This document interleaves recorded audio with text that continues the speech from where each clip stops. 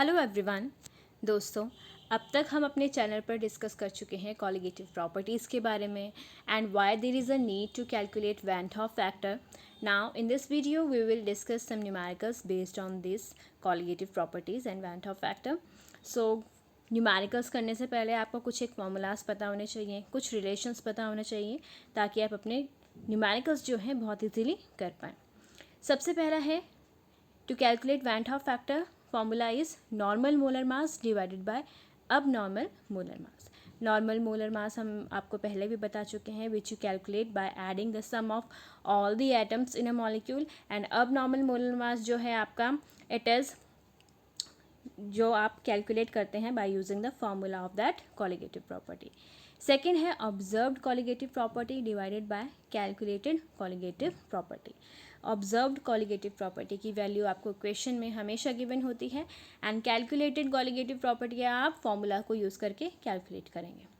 Third आपका formula है to calculate van't Hoff factor, moles after dissociation और association divided by moles before dissociation and association. इस formula को use करने के लिए आपको डिग्री ऑफ डिसोसिएशन और एसोसिएशन का आइडिया होना चाहिए.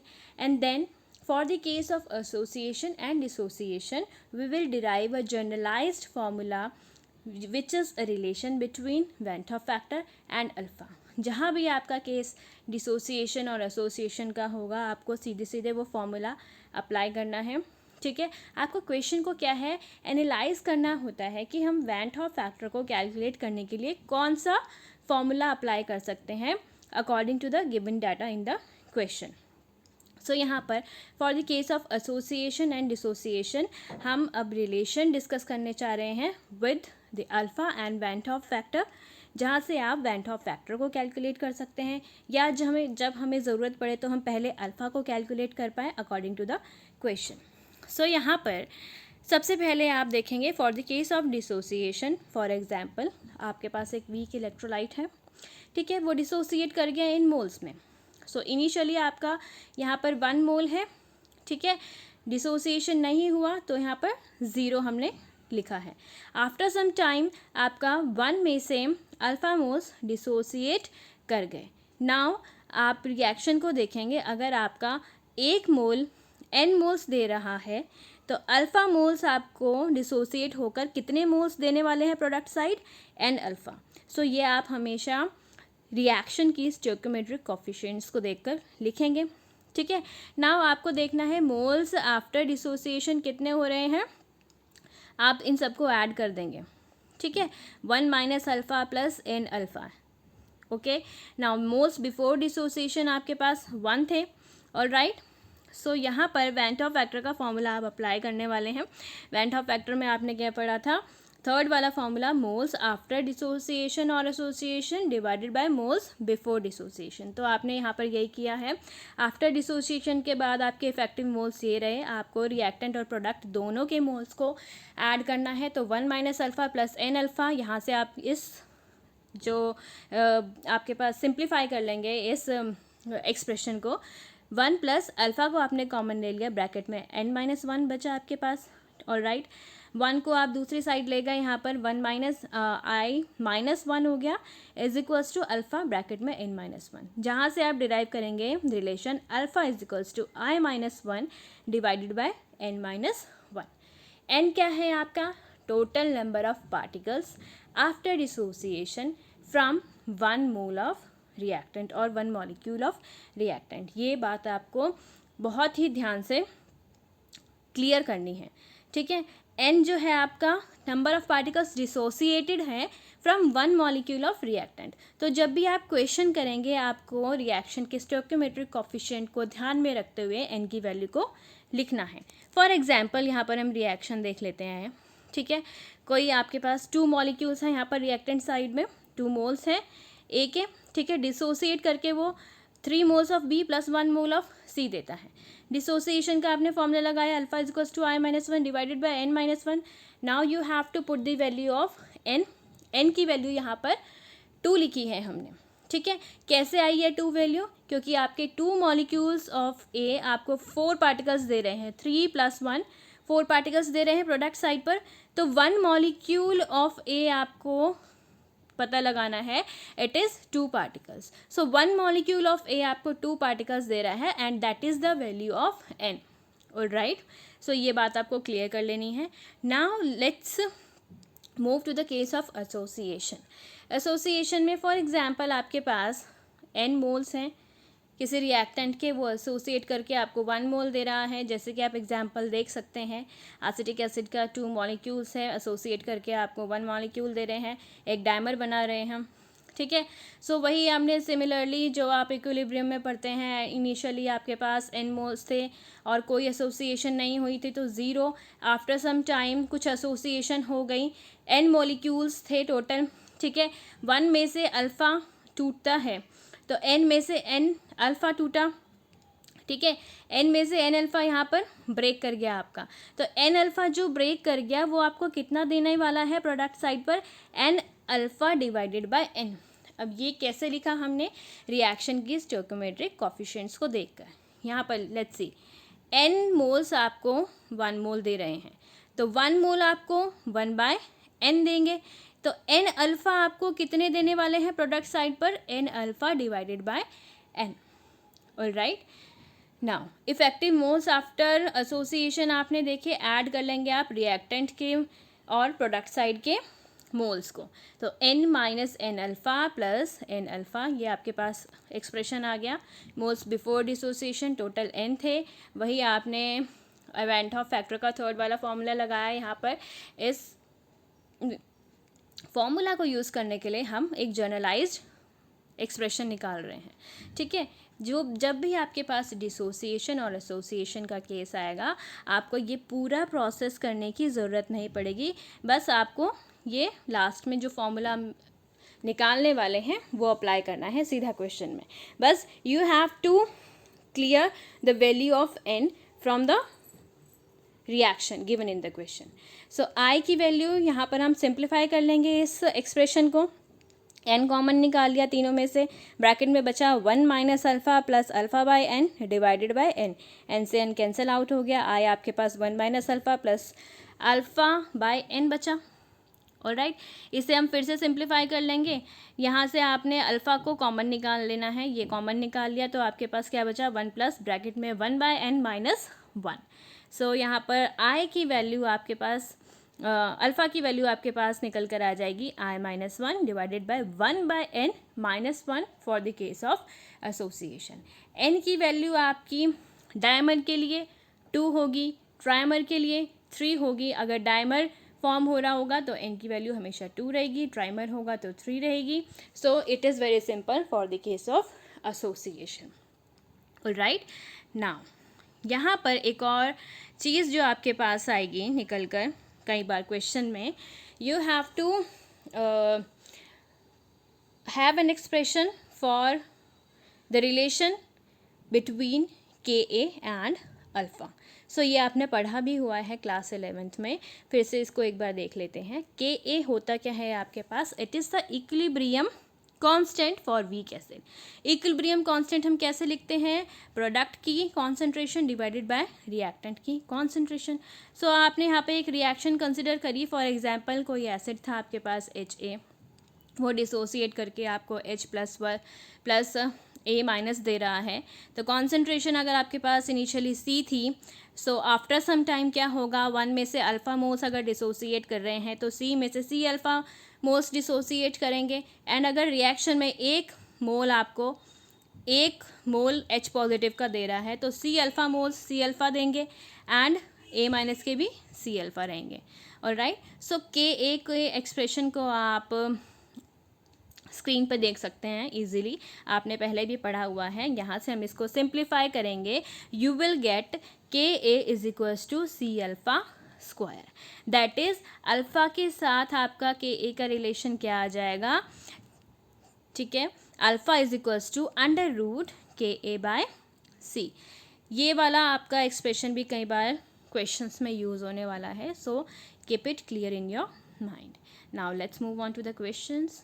फर्स्ट क्वेश्चन है आपका यहाँ पर, 2 gram of benzoic acid dissolved in 25 grams of benzene. ठीक है, तो सल्यूट आपका बेंजोइक एसिड हो गया एंड आपका सॉल्वेंट जो है that is benzene, wait given है आपको 2 grams and 25 grams.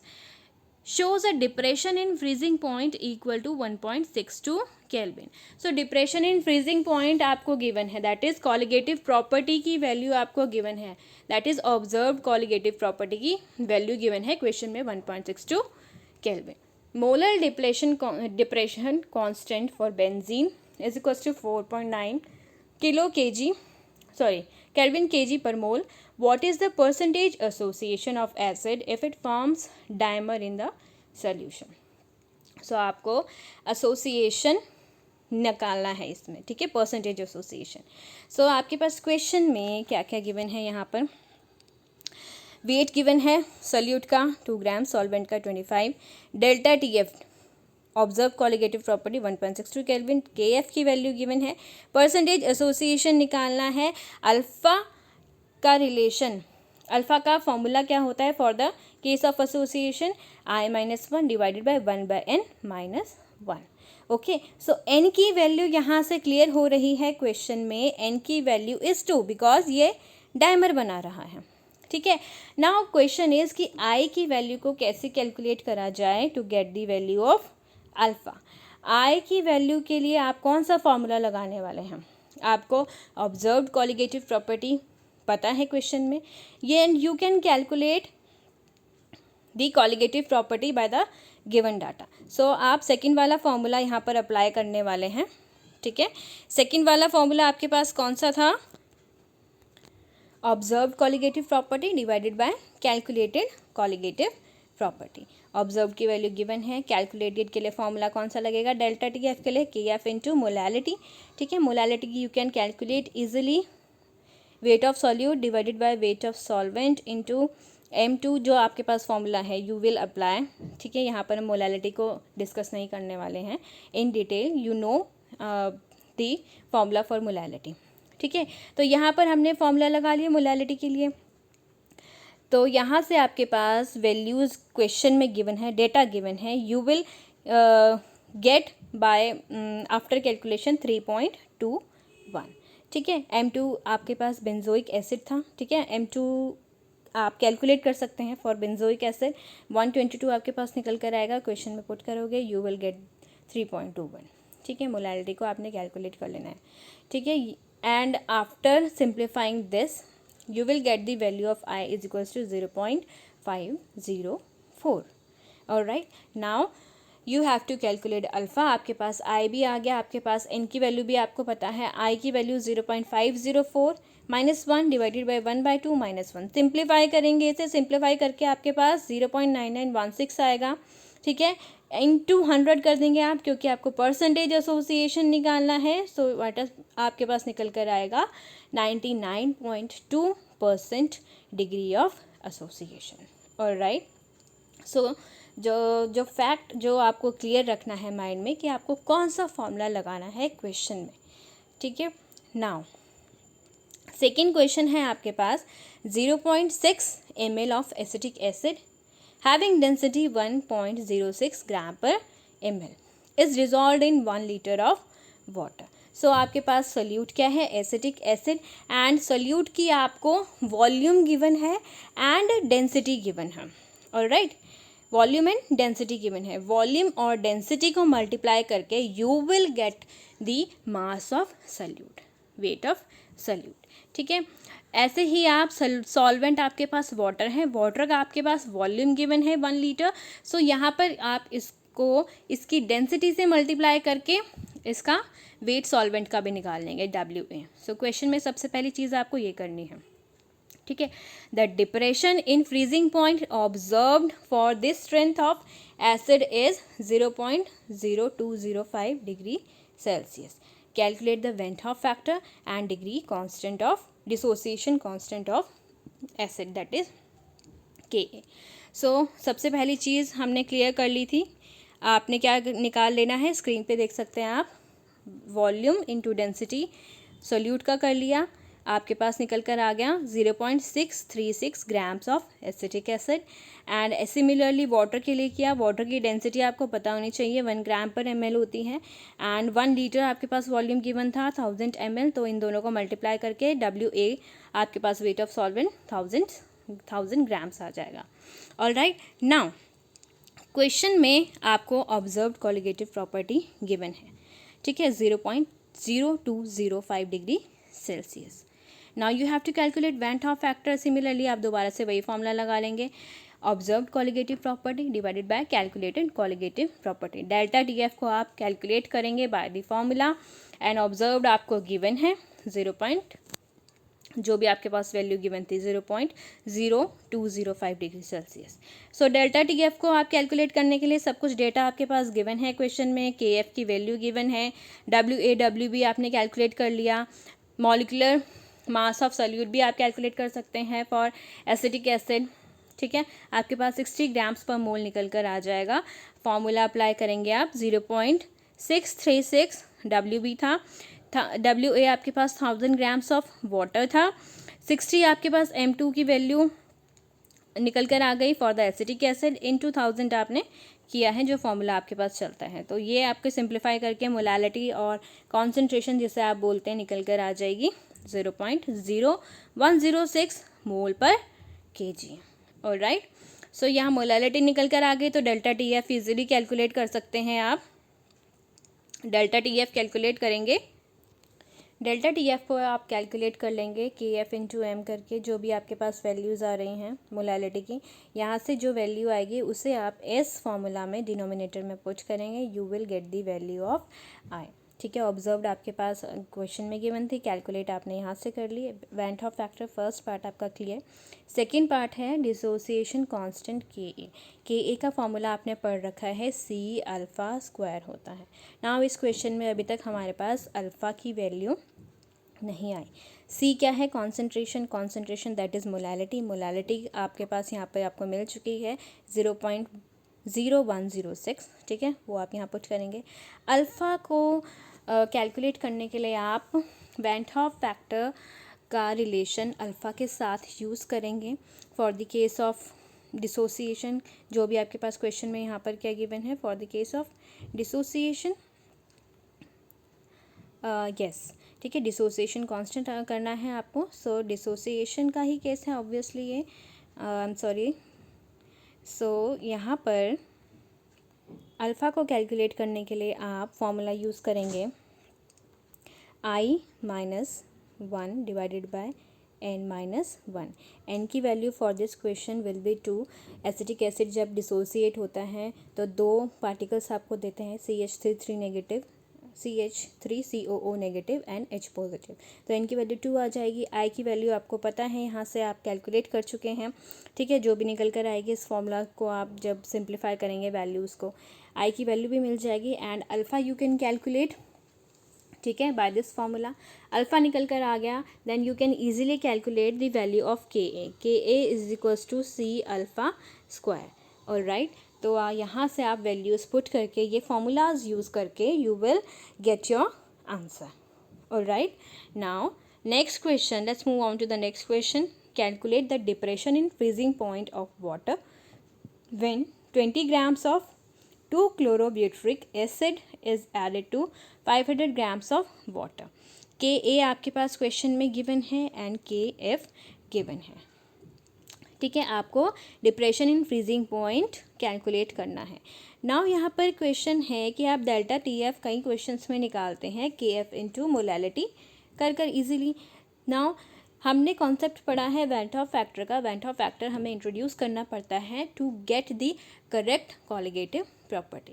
Now question में KA भी गिवन है, दैट मीन्स आपको वेंट हॉफ फैक्टर लगाकर ही डेल्टा TF को कैलकुलेट करना है इस क्वेश्चन में, ठीक है।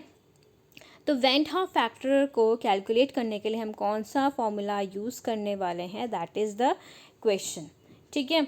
सो यहाँ पर केस है आपका किसका, डिसोसिएशन का, ठीक है। KA गिवन है, that means dissociation constant, dissociation का केस है। तो उसके लिए आपका अल्फ़ा का फॉर्मूला क्या होता है, i-1 डिवाइडेड बाय n-1 और m-1, वहाँ से आपको वैन हॉफ फैक्टर की वैल्यू मिलेगी। नाउ द क्वेश्चन इज़ आपको अल्फ़ा की वैल्यू कहाँ से मिलेगी। अल्फ़ा की, अब यहाँ पर क्वेश्चन में के ए गिवन है, कोई तो रीज़न होगा के ए का मेंशन होना क्वेश्चन में।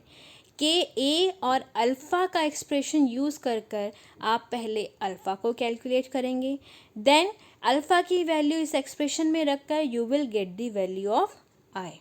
Now after getting the value of I you will put that value in first expression to calculate your answer. ठीक है, तो यहाँ पर सबसे पहले हम क्या करने जा रहे हैं, आपको मोलैलिटी भी चाहिए फर्स्ट ऑफ ऑल क्वेश्चन में। सबसे पहले मोलैलिटी को कैलकुलेट कर लेते हैं। वेट ऑफ सॉल्यूट भी गिवन है, वेट ऑफ सॉल्वेंट भी गिवन है। ठीक है, मॉलिक्यूलर वेट ऑफ सॉल्यूट भी हम निकाल सकते हैं इजीली। ठीक है, तो सबसे पहले मोलैलिटी कैलकुलेट कर लेते हैं। यहाँ पर वेट हमारे पास गिवन है, तो मोलैलिटी का फॉर्मूला आप सारी वैल्यूज़ पुट करेंगे। यहाँ पर 20 आपका सॉल्यूट का था, 122.5 आपके पास मॉलिक्यूलर वेट ऑफ सॉल्यूट आ गया, 500 ग्राम्स आपका वेट ऑफ सॉल्वेंट है, एंड इंटू 1000 आप करते हैं। इसे सिंप्लीफाई करेंगे, आपके पास मोलैलिटी आएगी 0.3264 मोलर। ठीक है, नाउ यहाँ पर आपने के ए का एक्सप्रेशन यूज़ करना है विद अल्फ़ा। ठीक है, तो अगर मोनो बेसिक एसिड आपको साफ साफ दिखाई दे रहा है तो एक्सप्रेशन आपका ये रहता है के और अल्फ़ा के बीच में K is equals to C alpha square. तो अल्फ़ा यहाँ से √KA/C रहेगा हमेशा मोनो बेसिक एसिड के लिए। ठीक है, वैल्यूज़ पुट करेंगे आप, के एक क्वेश्चन में गिवन है आपके पास, NC आप कैलकुलेट कर चुके हैं। ठीक है, यहाँ से इस एक्सप्रेशन को सिंप्लीफाई करके यू विल गेट 0.065 अल्फ़ा की वैल्यू। अब अल्फ़ा की वैल्यू निकल कर अगर आपके पास आ गई तो वैन हॉफ फैक्टर आप इजीली कैलकुलेट कर सकते हैं, as you know the value of N also, N और एम। ठीक है, पता है आपको क्या होता है, ये number of particles dissociated from one molecule of the reactant. तो आपके पास एक मॉलिक्यूल रिएक्टेंट डिसोसिएट होकर यहाँ पर आपको 2 पार्टिकल्स दे रहा है, दैट इज़ वैल्यू आपके पास 2 रहेगी। अल्फ़ा की वैल्यू पुट करी, आई की वैल्यू आप कैलकुलेट करेंगे, 2 - 1 यहाँ पर 1 हो जाएगा, 0.065 में +1 कर दोगे you will gate 1.065 the value of I. All right, now आप डेल्टा TF आप इजीली कैलकुलेट कर सकते हैं। I इंटू KF की वैल्यू गिवन है, मोलैलिटी आप कैलकुलेट कर चुके हैं, सारी वैल्यूज़ को मल्टीप्लाई करेंगे and you will get your answer. In this way you will do the numericals. You have to just clear in your mind कि क्वेश्चन में डेटा क्या गिवन है, कौन सा फॉर्मूला हम अप्लाई कर सकते हैं, कौन सा स्टेप हम पहले करें to get the data to calculate your answer. So this will be done if you will practice very well. So keep doing your practice and all the best.